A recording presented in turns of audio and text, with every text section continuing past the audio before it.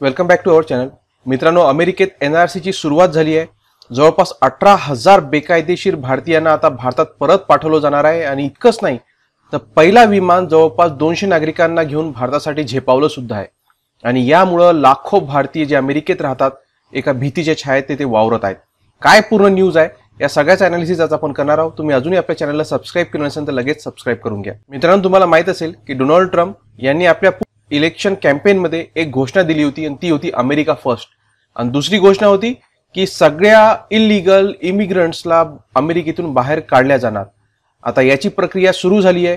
Donald Trump यांनी म्हटलं होतं की मी माझ्या कार्यकाळात जवळपास 4 मिलियन इलिगल इमिग्रंट्सला अमेरिकेतून बाहेर काढणार. 4 मिलियन म्हणजे किती? तर जवळपास ते होता 40 लाख लोक. त्याची प्रक्रिया त्यांनी शपथविधी घेतल्यापासूनच सुरू झाली असं सांगण्यात येत आहे. रॉयटर्सचं हे वृत्त आहे की अमेरिकन हवाई दलाचं C-17 वाहतूक विमान काही भारतीय बेकायदेशीर स्थलांतरितांना घेऊन भारताकडे रवाना झालाय. आणि असं सांगण्यात येत आहे की 24 तासात तो भारतात सुद्धा पोहोचणार आहे. त्याच्यात जवळपास जी संख्या सांगण्यात येत आहे जी समोर आली ती आहे की 200च्या जवळपास भारतीय त्या व्यक्ती त्याच्यामध्ये आहेत ज्यांना परत आता भारतामध्ये पाठवण्यात येणार आहे. आणि अमेरिकेची ICE म्हणजे काय, इमिग्रेशन अँड कस्टम एन्फोर्समेंट यांनी छापे टाकून जवळपास 15 लाख स्थलांतरितांची यादी तयार केली आहे ज्याच्यामध्ये 18,000 भारतीयांचा समावेश आहे. ट्रम्प यांच्या कारकिर्दीच्या पहिल्या 11 दिवसातच 1700 बेकायदेशीर भारतीयांना ताब्यात घेण्यात आलंय. या रिपोर्टनुसार ट्रम्प यांनी सत्ता हातात घेतल्यानंतर सुरुवातीच्या 11 दिवसांमध्ये जवळपास 25,000हून अधिक इलिगल अमेरिकेत राहणाऱ्या लोकांना पकडण्यात आलंय. त्याच्यामध्ये 25,000पैकी भारतातले 1700 आहेत.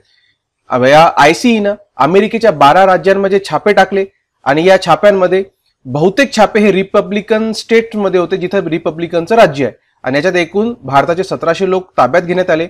आणि दुसरी रिपोर्ट ही पण आहे की जेव्हापासून ट्रम्प यांनी शपथ घेतलाय तेव्हापासून मेक्सिकोतून जी घुसखोरी व्हायची त्याच्यामध्ये जवळपास 94% घट झाली आहे. इतके कारण की डोनाल्ड ट्रम्प यांनी प्रचंड प्रमाणात सैन्य तिथे तैनाती केली आहे आणि मेक्सिकोच्या बॉर्डरवर भिंतींना उंच करण्याचं सुद्धा काम सुरू झालंय.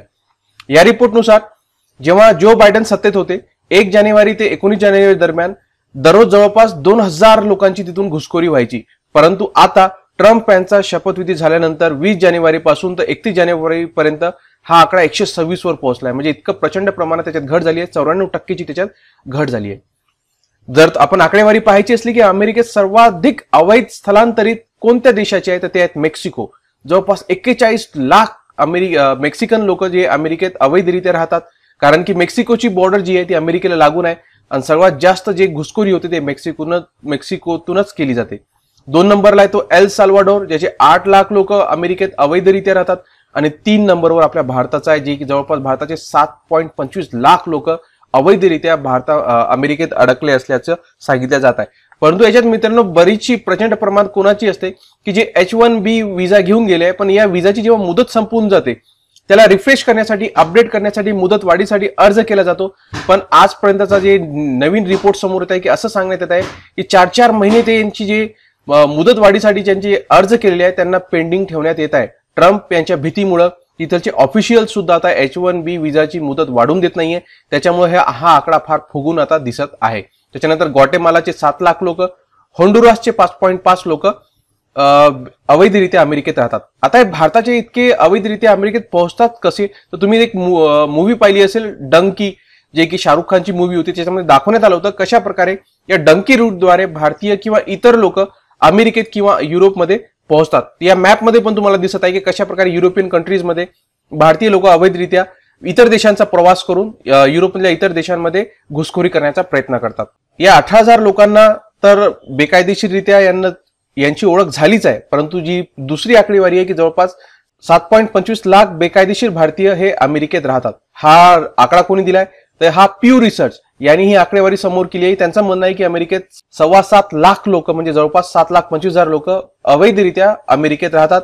आणि ही संख्या एकूण अवैधरित्या राहणाऱ्या लोकांच्या संख्येमध्ये पाहिली तर 3ऱ्या क्रमांकाची येते. पहिल्या क्रमांकावर मेक्सिको, दुसऱ्यावर एल साल्वाडोर आणि तिसऱ्यावर भारताचा नंबर येतो. याबाबत जेव्हा भारताचे परराष्ट्र मंत्री S जयशंकर नुकतेच डोनाल्ड ट्रम्प यांच्या शपथविधीसाठी गेले होते तिथंच या बाबतीत त्यांना प्रश्न विचारण्यात आला होता आणि त्या प्रेस कॉन्फरन्समध्ये या प्रश्नाचं उत्तर सुद्धा जयशंकर यांनी दिलं होतं. ते तुम्हाला मी एका व्हिडिओमध्ये ऐकवतो, तुम्ही ते ऐकून घ्या.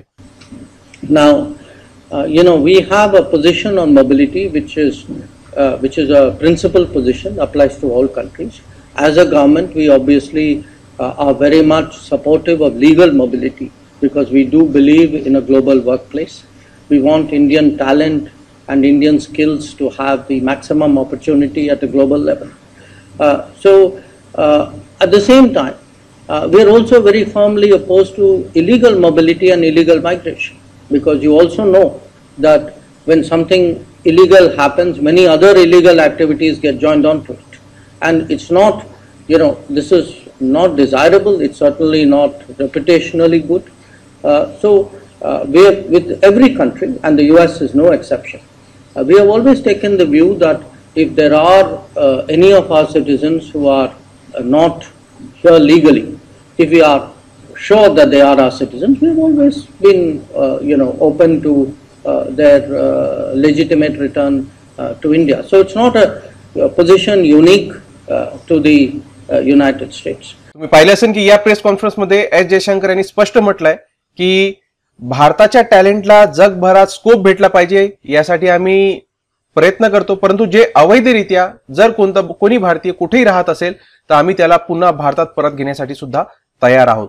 तर याच धर्तीवर तुम्ही नुकतं ऐकलं असेल की डोनाल्ड ट्रम्प यांनी सुद्धा भारतीय पंतप्रधान नरेंद्र मोदींशी दूरध्वनीवर संवाद साधला होता आणि त्याच्यात सुद्धा हे सांगण्यात येत आहे की हेच संवाद साधण्यात आला की डोनाल्ड ट्रम्प यांनी सांगितलं होतं की आम्ही काही इलिगल रित्या अमेरिकेत राहणाऱ्या भारतीयांना परत पाठवतो, तुम्हाला ते स्वीकारावं लागेल. आणि तेव्हा नरेंद्र मोदींनी त्याच्यासाठी हमी भरली आणि त्याच्यामुळे या 200 लोकांना घेऊन हा अमेरिकन C-40 विमान भारताकडे झेपावलाय.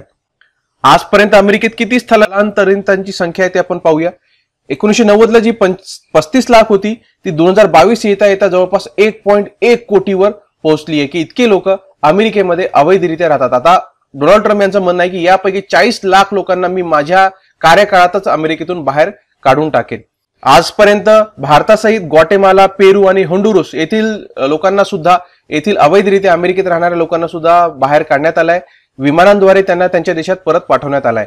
अमेरिकेचे संरक्षण मंत्रालय पेंटागनने एल पासो, टेक्सास आणि सॅन दियागो तसेच कॅलिफोर्निया येथून ताब्यात घेतलेल्या 5,000हून अधिक बेकायदेशीर स्थलांतरितांना त्यांच्या देशामध्ये पाठवण्यासाठी लष्करी विमानं पाठवली आहे.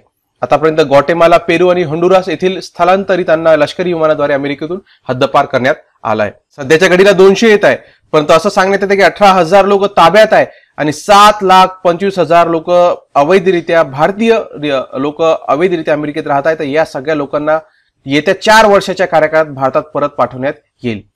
तुम्हाला या बाबतीत काय वाटते नक्कीच कमेंट करायला विसरू नका. मित्रांनो, व्हिडिओ आवडला असेल लाईक करा, मित्रांनो शेअर करा, चॅनलला सबस्क्राईब करून सबस्क्राईब सुद्धा करून घ्या.